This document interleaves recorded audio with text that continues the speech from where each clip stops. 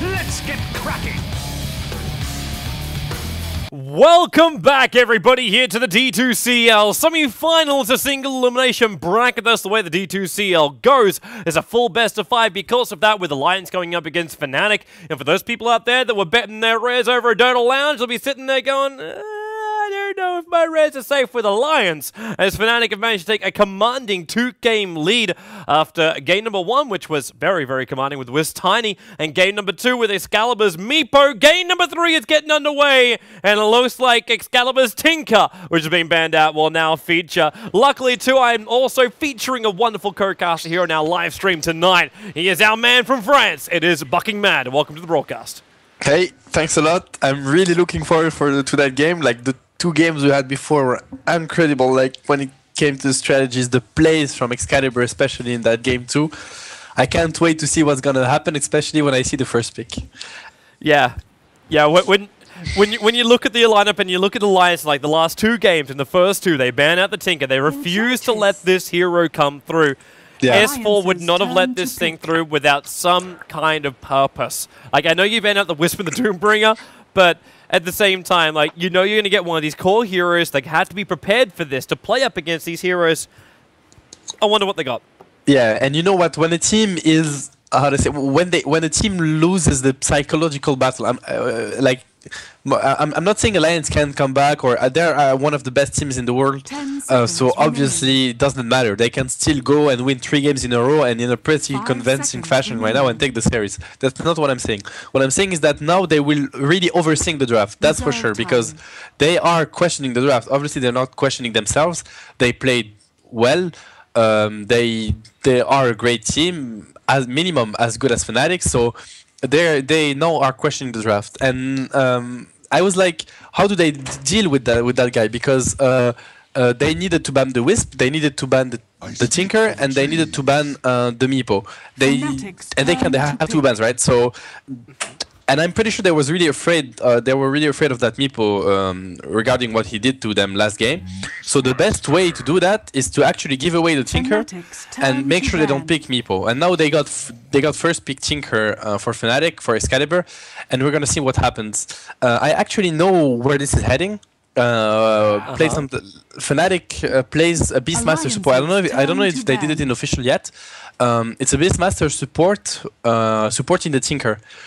He basically cleared the trees on the Radiant side, and he stacks everything. He stacks the 2 camps with himself alone, and with his pig, like the bear. Sorry, he stacks the board. He stacks the entrance. So he's stacking the 3 camps at the same time, and then Tinker gets super fast. So I'm not sure this is gonna work versus an Enchantress, because Ake will have to deny that from Fnatic, and that's obviously why Alliance went for an Enchantress first pick to counter that Tinker.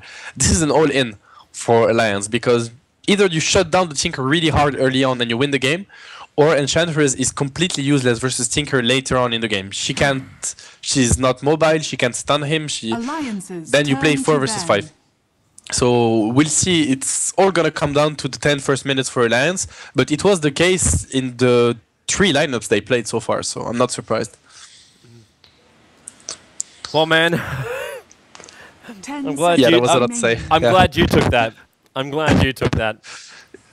Yeah, it's gonna be really interesting. That Beastmaster plus Tinker, obviously the combination of those two heroes later on in the game is completely insane. You were able to see your opponent with the Hawk all the time, so you can freely rocket them till they go back to regen. You can gank any hero on the map with those two heroes, as Tinker can travel on the Hawk or on the boar. Great. Like, to be honest, in my opinion, those two heroes played at their best potential with the very minimal mistakes is the strongest combination in the whole game. Way stronger than Wisp, Tiny, than whatever else. This is the two best duo in the game. Yeah. Tinker, Beastmaster. Well, I remember we were talking about this during the Dream League finals as well, and we were flagging the fact like this meta right now, it's either about the really freaking tanky style heroes that go into late game, or it's all about the early game initiation. And with Beastmaster, with like the double Hawk summon, with the double Boar summon, you're capable of being, 1, more efficient with your mana, and 2, you give so much vision to your team, not just to set up for the Tinker, but to know when Alliance is going to arrive, to see an Enchantress and Shadow Shaman smoking up to gank up towards that middle lane. Small things like this just make such huge differences. And yeah, exactly. Well, Alliance, I'm interested to see if they can actually surprise them. Like, Prophet can TP anywhere.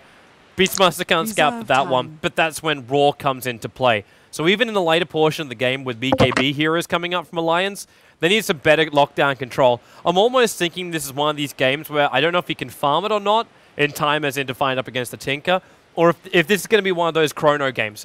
If this is one of those faceless void games and you just try and lock down whoever you can find, kill them off, and then move from advantage to advantage. The thing is that Alliance asks for Dire, so they wanna, and they're going for a pushing style versus a first pick Tinker, which is the best out pusher in the game. So you're basically gonna try to push versus Shaker Tinker, which is, I don't want to say impossible, but it's close to it. If it isn't, then I'm really surprised. So it's gonna be the same game plan basically. Alliance is gonna get rushed, and they're gonna try to force the issue quite early. And obviously, in order to do that, you need to be able to shut down the Tinker really hard in the laning stage. So of course, if you can put 1 or 2 March, and then you have mech or whatever, you can tank it. I'm not sure. Again, Alliance is going for the big gamble, and they're okay. Spectre is actually a great hero to have against Tinker. That's a great pickup, because whenever he goes into because nowadays the Tinker play with, like, you know, they TP and they Q the Blink Dagger and they instant hide. Then whenever a hero that's not Spectre is close to that Tinker, whether it's Prophet or Rasta with a dagger or whatever he has, then Spectre just reveals where Tinker blinked, and they just catch him every time. So he will have to play really carefully or get a Ghost Scepter or whatever he needs to survive this kind of trap from Alliance. Great pickup. Like, the Spectre is really clutch. I like this. And it's also great against Shaker, because you always disable his dagger before he jumps. So really great pick, this Spectre. I didn't think of that one. Great one. Yeah, it's a very old hero too that Loda hasn't played in a while. Because it seemed to be the major problem. I remember like Spectre's like this. We can never farm him in time. We're getting pressured too much. They're always on top of the Spectre. And if you can't farm on a Spectre, there's no like recovery ability that lets you just flash farm and catch up again. Yeah. Like, your hope might be the fact that with Shadow Shaman, Prophet, and an Enchantress, you can bring down some early tier 1 towers. Yeah, exactly. So you can get like a very quick injection of money coming into Alliance, and that'll really buff up the Spectre. Exactly. He'll get a lot of towers. He'll get Roshan, probably some kills, because they have good kill and dive potential. So I think this might be a very fat Spectre, because Fnatic, with their strategy, it's so greedy, and they are such a greedy team. They can be, play standard, but when they start playing greedy, they're not joking. It's full greed. So they won't. They won't annoy or try to shut down Loda's farm at all. They won't care. They will just care about their items and make sure Tinker gets the space he needs to actually carry them through the late game. So yeah, I'm pretty sure Loda will be quite fat on Spectre that game, but I'm not sure it's gonna matter. It's all gonna come down to execution. One thing I have to highlight though is that the drafts from both teams have been very, very impressive in this series, I have to say. 10 seconds. Man, they're so well thought out. Even if one team did, like Fnatic, get the advantage throughout the game, like, it does go back and forward. It's very difficult to say, hey, I fought your draft here. But yeah, because every time, you know, it's every time one takes the advantage and then the other responds quite well. I'm looking forward to that last pick because it might be a Shadow Shaman solo mid. I don't know. I'm not sure it's going to be a Rasta support here. I'm not sure. I don't know what they want to get right now, to be honest. They lack a bit of initiation. It has to be a Shadow Shaman support. Like, the only thing, like, if it wasn't a Silencer being picked up, I would have flagged Alliance's Puck to come in and try and fight here. But I don't know if they really want to take that kind of gamble up against a Silencer. And they go for the Invoker. Okay, that's a bit weird against the Silencer. I don't know. Maybe they want some extra pushing tower. I guess that's an Exort Invoker with the Necro 3, Midas Necro 3. And then maybe they want to break base really fast. Would you try and go for an Exort Invoker? Like what's your biggest range controlling ability? I'm thinking Tornado. Like, if you can catch the Tinker off with that, like that may be worth more than anything else you can get out of this Alliance lineup. Yeah, you have a point. Prophet can bring pushing power. He can go for Necro 3. Yeah, it might be an Aquaswex actually. The thing is that I still don't see that Tinker dying a lot, you know, and Lich. Actually, they will contest some farm. They will contest farm from Spectre. I think it's a Lich Shaker off lane, a Silencer Soul. Okay, I need to see the lanes. Fnatic, once again, they're putting themselves into big trouble because Ench and Rasta, against those supports, against what is it? Against Beastmaster Lich, those are supports that are completely useless level 1. Both of them. So Ench and Rasta will be able to move exactly how they like on the map, and they might crush Fnatic completely. So it's all about Fnatic's map awareness and positioning. Ake can win the game solo, like single-handedly right now. It has to be Fnatic needs to have really good wards level 1, minute 1, sorry, and be really careful with those dives. EGM and Ake are gonna look to be very, very aggressive. Which on the other hand means that Loda will have, you know, a tough time if Lich is on his lane. So we'll see. Yeah. Well, into the game we go, man. Into the game we go. Fnatic are one win away from facing up against the boys from Russia, Team Empire. Can't say all from Russia. They've actually got a hell of a lot of them coming out from Ukraine. But either way, Fnatic, we'll see how they go. So let's run through our lanes quickly. We'll get very obvious lanes coming out from Alliance. So Admiral Bulldog will be the off lane, Nature's Prophet. Middle lane will be S4 as the Invoker. Up towards the top will be a safe lane farming Loader as the Spectre, EGM, Shadow Shaman, and that leaves Arke as the Enchantress. While on bottom lane, it's Trixie at this point going safe lane Silencer by himself. So solo, Honey's roaming himself around. Boots and Clarity's first, so he's definitely going to be this roaming Earthshaker. While Fly has Boots first Lich. He'll be just sitting here with Excalibur, and Big Daddy, which is No Tail, is looking to just hover around the mid, but he will be heading up towards the north. Yep. I'm surprised No Tail is not clearing the, you know, the trees next to the camps. There isn't 2 camps here, so he's able to double stack it easily. But well, I guess he doesn't care. Maybe he'll do it later. So Hani has boots. I'm not, you know, because Lich is support, Beast is support, and Hani has boots and Clarity. So I'm not sure who's gonna farm top lane. This isn't Hani farming. This isn't Hani farming. Live farming, right? Yeah, this is the normal build that Hani will go when he goes for roaming. Like, he just goes boots and 3 Clarities. That's all. Okay. And then he gets an invis. Yeah. Invisibility. Couldn't ask for something better if he can get. Yeah, exactly. If he can actually catch S4 slightly out of position here in middle lane. They might. And you see that, so they have a smoke on Ake and EGM has boots. That means he's gonna go full on roaming. Loda is gonna be alone, or actually he's bottom, but they, okay, I didn't see that. Ooh, it's look at the Bulldog move top already. and Spectre bottom. Great, it's great play from Alliance. Honey's actually wasting time here trying to block up the camp, just so he's capable of like making sure Enchantress can't get that first creep. But now he's gonna be thinking, wait, where the hell is the Enchantress? And it's the double lane mid I talked about. He's gonna start stacking right now, but look at Bulldog. He's blocking the spawn. Great play from him.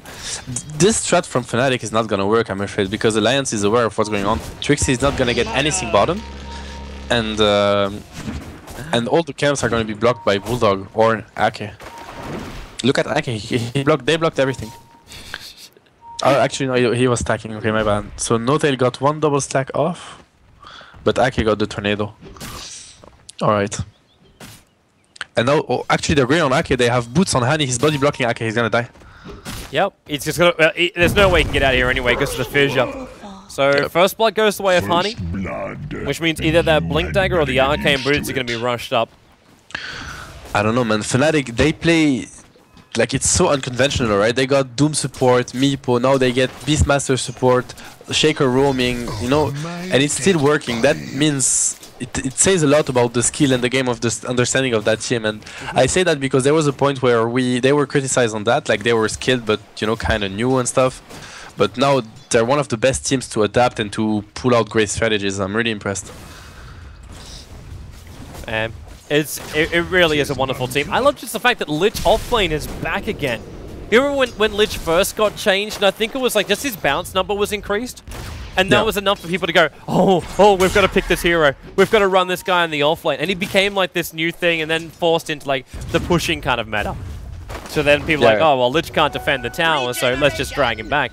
But like, you're so sad versus pushing. Yeah, you're now running like this offlane Lich who's getting a large amount of farm already. Like he's sitting like, he's only 6 for 1, so it's not that great CS in fact, as he just missed a whole lot of them underneath the tower. But with the sacrifice, he basically denies Admiral Bulldog multiple times over.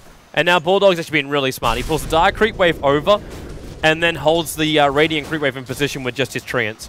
While on bottom lane, Hani, Fizz is going to be flying out right now. I think they're searching for EGM, but he just uses the Curse of the Silent and Loader. Well, he is not a happy chappy here. Bulldog is that player is I don't know what to say, man. His profit is just insane. Like look at what yeah, exactly what you mentioned. He's gonna win the matchup versus Lich. That's how good he is. And there was a slight bug because the creep, the initial respawn, like the creeps were already there and it respawned. That was really weird. I need to check this. It was really weird.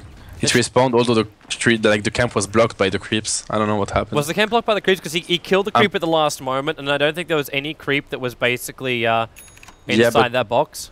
A little bit to the left, it still blocks it, so I'm not sure what happened anyway. I don't know. Well, we can study the replays later. Yeah, I will check it. I'm pretty sure a lot of people are going to be studying the replays of this semi-final anyway. Yeah. Especially that game number 2. Which, by the way, people, I uploaded the VOD already. So if you want to see it, just go to joindota.com. I've already put it in the VOD database there. So can like we need to highlight the Bulldog, the micro of Bulldog. He's blocking the entrance. At the same time, he's pulling his own creep wave, and at the same time, he's holding the Radiant creep wave. And his last hitting, he has 15 last hits. I mean, I don't know what to say, man. That guy it's incredible the work he's doing with those treants. Like they can't stack entrance at all. He's not letting them. He's a talented player, man. Yep. If he wasn't doing all of this, like as you said, like Lich should win the lane hands down. Yeah, and they would be stacking ancients. The game would be so different. He's just shutting down Fnatic 1 versus 5 right now. Because Ake's roaming has not been so effective yet. He's smoked, so it might change, but... He's spent most of his time farming. Now they're going to come in towards this middle lane. They're searching for Excalibur. Now, with the Martial Machines going down, there's a little bit of damage to be dealt, but they've already got themselves the kill. Loda's also not looking too healthy on this bottom lane, but he's also got 21 for 8. His CS is looking brilliant against Trixie. Yeah, like the last hit from Loda was really good. Well, that player anyway. Awesome player, and you were right about the Invoker Questflex. It's a Questflex, yeah, for sure. Yeah, I was just thinking that you look at the Fnatic lineup, and they got so much ability just to team fight and control, and especially with like Martial Machines that add such a big filter to the lineup. That having things like EMP Tornado, something from long range that can initiate, and then the consistent like stunning. Like you don't care if Global Silence goes off because you just hope you got like a whole lot of points up in Quest, and then you just tank it. Definitely. And you can turn yourself into a ganker anyway. If he builds into an Orchid, and you just see like this very fast Invoker with like Orchid just phase boots. He's actually already got the phase boots. So just a quick moving S4. You can actually gank up Excalibur before he's capable of getting into the like the BTs, the Blink Dagger, the 4 staffs, the overpowered Tinker we've seen many times. And you know, the decision making for Hani is quite hard this game because right now he's just protecting Silencer, which is completely understandable because he's facing a Spectre that can initiate with the dagger anytime. So if Rata and Encha are around, it's a super free kill. But he also has to protect the Tinker. That's why they wanted the Shaker. The Shaker is basically what they want to deny any gank attempt from Ake. And it's funny to see that they switch lanes. Loda is now top, now that the silencer harassment is too hard to tank. And it's gonna be Bulldog on the bottom, on the off lane, on bottom lane. Not okay, pressure coming out from Loda to back him up here. Yeah. So Fly's level 6, level 7 actually. Okay, he's doing quite well. Level 7, he can solo kill Spectre at one point. Or actually, he solo kills Rasta. Oh, okay. Here it comes. Dead. They go for Loda instead. Frost Blast, and there's Lich ulti. Global Silence goes, but it's all just a little bit too late. While in the middle lane, well, S4, he's going on Excalibur. Marsh Machines is down, but S4, Cold Snap, Excalibur, even the creep wave will be enough to kill. And S4 had to back himself. Actually, wasn't. Excalibur's able to live. Prophet is looking to TP in right now. And Admiral Bulldog, he's coming in through the rear. He's searching for Excalibur. All the bottle charges have been used, and he puts the creep wave in front so he can body block it, while Arcade comes in from the front also with that Sada. The first blaster are taking a large amount of the damage, while Fissure, Arcade's caught in here. Trixie will take the kill, and Excalibur, Sada Blast just waits for it. So Arcade can take the kill and make sure this Tinker doesn't get farmed. Enchantments for the Tinker to slow down the BTs. Worth it. I saw the first micro mistake of Bulldog I saw, like, you know, ever. He attacked the tower twice, you know, instead of attacking the Tinker, which would be his death. So it's a bit unfortunate, but again, it's still a worthy trade. An Enchantress for a Tinker anytime. They will trade that anytime. We've actually got lane swap ups too. We should probably note. Like, EGM's up on the top lane waiting for someone to come close enough. But Loda is about to hit his level 6 on the top lane, and Admiral Bulldog switched to the bottom lane now, after he finished up treads. Yep. That's smart from Alliance. They can't touch Bulldog bottom, and he can stand against Silencer without any problem, whereas Loda as Spectre obviously can't because of the max curse of the Silent. Yep. What I can say is that they wanted to shut down Tinker, and he has 45 CS, which is the highest in the game. So once again, Excalibur is finding the space he needs, and this is the best spot as a Tinker to farm. He's gonna farm the 3 spots at the same time, which is gonna make him super fat. When you want to farm with Tinker on Radiant, this is where you need to go. Well, he's already there perfectly. Hani gets to lamp up a little bit of the experience. Still waiting for this push to come out from the top lane, but I just realized too, like, EGM, I know I shouldn't expect too much of him, but like, we don't have level 6 up on the Shadow Shaman just yet. But when Mass Serpent Wards arrive, and Chandra's has a really half-decent army, they could just force out this tier 1 tower, and there's nothing that Fly can do about it. Like, he will lose this tower. Yeah, he can't do much. He really can't do much. Unless they decide to take the fight, because, you know, Chain Frost is almost available again. So, yeah, and now the Ancient stacking is going on. You see that No-Tail is working on that, and he's... But I really like this Beast Tinker, it's really interesting. So No-Tail stacks a hell lot, so Tinker just goes and farm, which is better than staying on the lane, which allows Beastmaster to get a safe level 6 mid. Which is awesome, it's just simply awesome. Admiral Bulldog just arrived on the top lane. He's in the tree line, but the ping already came out from Fly. But the Harpy's coming in doing a little bit of a range harassment, but it will keel over pretty quickly. And Admiral Bulldog, okay, if Hani, he didn't see him though. He only heard it. He didn't see him. And now they'll see him. Trees get created. Hani throws out the Fissure. It's just trying to keep Loda and EGM away, especially that Ether Shock while Prophet ulti. There's your Lich ulti. Bounces back down the creep though. It doesn't come back up to the hero. Admiral Bulldog's got no space. EGM seeping out, but the axes flying through. EGM only barely getting out to safety, while S4, Loda, and Arcade all walk back past the secret shop. So that's a 1-for-nothing trade, and Tinker is farming the whole time. He got Travels in 400 gold, 300 gold. Actually, he might get it. Sorry, with the Satyr and the Centaur. Well, once he takes the Ancients, is 100% that he's gonna have his BTs at least. Yeah, and you see that ward. That ward blocks the Ancient from whoever planted it. I guess it was Ake. So that's a cool ward, but it's easy to remove. The damage is kind of already done from it anyway, because like the tier 1 tower. The 4 stack has already been done. And that's all the farm they really require. Yeah, like, Tinker doesn't need anything else. The only weakness of their lineup, I'd say, is that they can't farm Ancient. So whenever they need the full team commit for that, and it's not even going to be worth it. Yeah. And he's going on Tinker. S4 really trying to be a man here. Fissure, though, is not going to make it even possible. Loda holding himself in, he dies! S4's going to go down too, because Hani, he just walks up and drops the Echo Slam. Tinker is still dead. EGM is trying to use its haste rune and run away from No-Tail, and he'd be successful in doing so, but they just lost 2 cores for the Tinker. And he bought his BTs before death as well. They actually gain nothing apart from Admiral Bulldog pushing the tier 1 tower in the bottom lane. And that's it. That's all they gain. You know, but when I think about it, there is something problematic about that Tinker, because honestly, Okay, he said, Prophet ulti will take him out. Even cast it so high up, actually it never reached him. It never got all the way down. That's a misplay. What I wanted to say is that, I mean, Alliance is a bit, they're panicking, right? Like, I mean, they're not even trying to assess if... Ooh, okay, that was risky as well. Like, they're diving into a Shaker, Tinker, Lich, and everybody's there, so they didn't even try to see if the move was... Admiral Bulldog said, Rockets! 56 life points. What level Rockets is that? It's actually level 3 Rockets. Yeah, not 4. Yeah. If it was 4, Bulldog would be dead right now. I mean, he tried to summon an army of trees so the Mass Open wants to stay alive and do as much damage in the tier 1 as possible.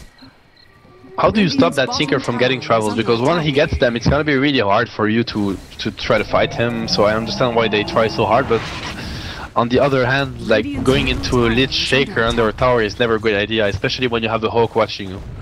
So, yep, he cancelled that smart move, and now double TPs.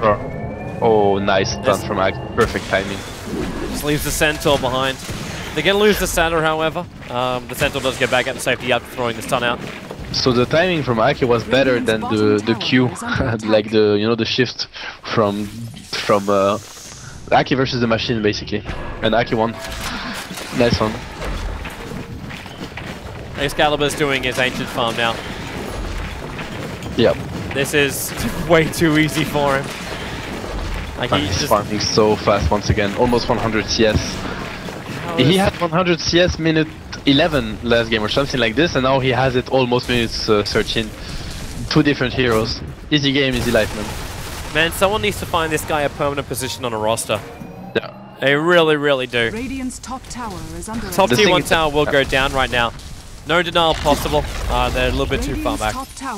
He needs to showcase other heroes, of course, that Meepo and Tinker, because that's not enough, and it's gonna be countered at one point, but right now it's just impressive. Now he got Dagger, but the game is far from over. They have everything they need to catch him. Now he might die bottom with Spectre's mate. He's still got that. Okay, yeah, with Spectre coming in, but the March of Machines plus also the Rockets, there's a lot of damage that's still being dealt out here. He bottles up by getting onto the other side of the tree line. S4, there's no Rockets available, but there's Shackles and Admiral Bulldog TPing in. They have had enough of this Tinker. But he's still, again, they kill him exactly the same time as he picks up his item. So even though it's 0 for 4, it's not that great. And Admiral Bulldog running Water Rune, Echo Slam, and the Lich ulti. Everything they could commit to make sure he didn't reach that Invis Rune was committed.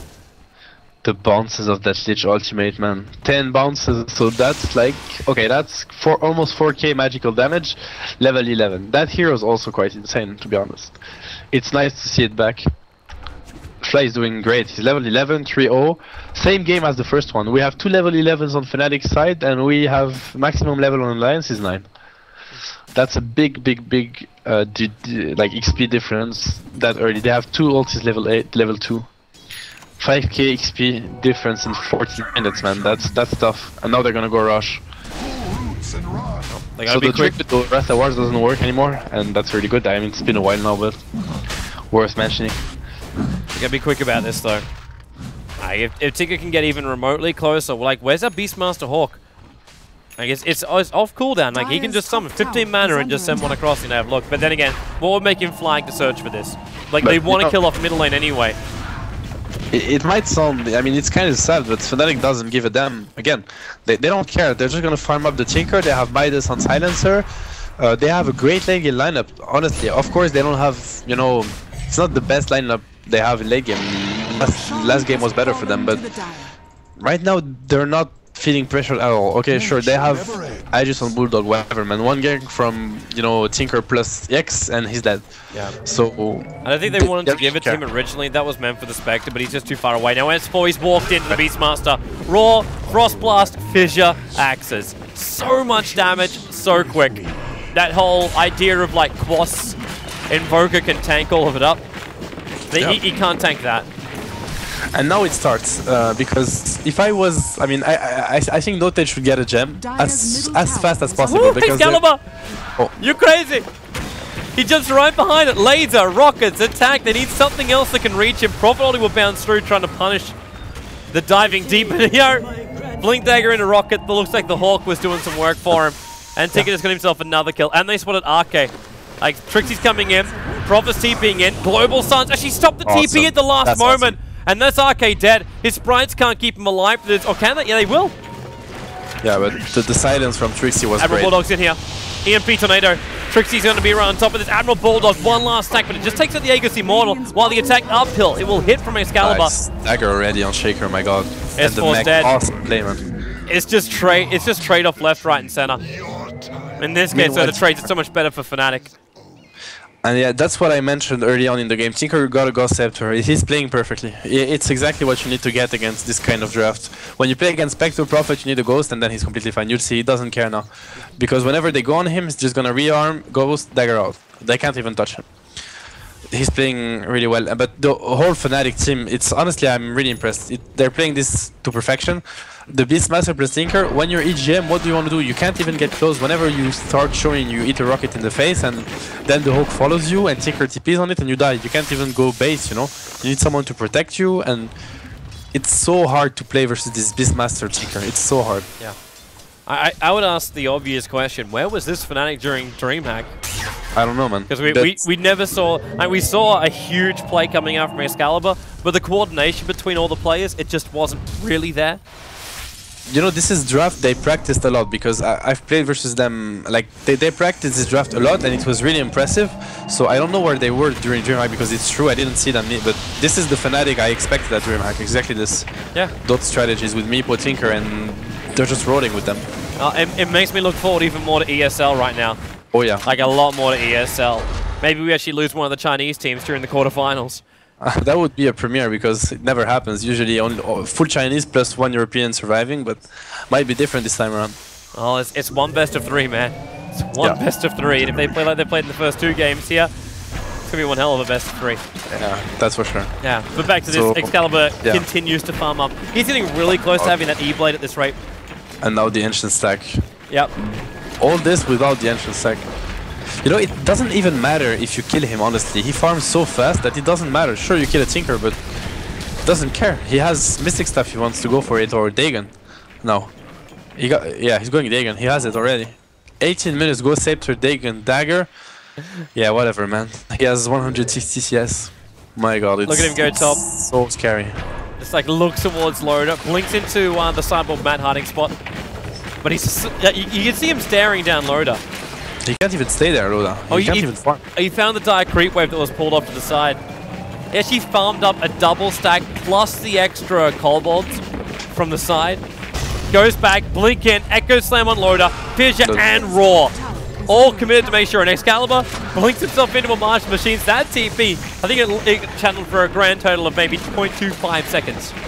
Yeah, and once again, Hani got the dagger. Quite fast for a Shaker. That's obviously it's Fly plus No Tail doing all the warding. You can see No Tail, he's super poor, so he's buying everything. S4's coming mid. They're coming in for Trixie. The silence has already gone off right now, but Trixie, like, he's just being impetus down. So when Enchantress finally gets a kill, but Hani, Fissure, he's already used the Blink Dagger. Frost Blast from Fly gets the kill. EGM will have to hex him up, but there's still that Fly ultimate available, and he wants to try and get off Excalibur. Rocket damage! And the Dagon. Shadow Shaman doesn't survive, and Flight, let her rip, baby! And Admiral Bulldog, he's going to split himself up right now. The bouncers just stay with the creep wave. Loda almost came back into it, but he'll be able to kill off Fly here if Hani doesn't do that. He first blocks him up, then fissures him up, and Tinker's coming back again. Actually, he's TPing back to base to safety. And Hani was able to do a Blink Dagger himself away to safety as well. I don't know what the Lions can do right now. It's really tough. S4 get back. S4 get back. This is no S4 no. Hani's there too. He stuck around. He didn't just go back to base. He stuck around to make sure he can help out Excalibur when he came in for the kill again. Yeah. And one thing also worth mentioning, you can see Tinker's build, he has rearm not maxed, level 1 only. He's gonna wait his first mana item, you know, like his mana pool to be big enough to take rearm level 3. Else it's just not worth it. For any Tinker player out there, it's really not worth it. It costs too much mana. Better have the 1 second instead of 3, the 3 instead of 1, sorry, and being able to rearm twice or 3 times before you go back to the fountain. Because with the Soul Ring he can perma rearm, he doesn't care. he basically has to use 1k gold with the spells and not with the rearm. The Soul Ring takes care of the rearm level 1. That's why it's not funny because it's not something you really think of. Like, you actually sacrifice time or mana for time.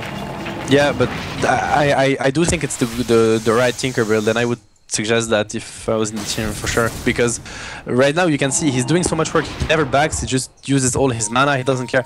And whenever he gets hexed, now that he gets mixing stuff, for example, then he will up the rearm. But no, he's going for E-Blade, he doesn't care.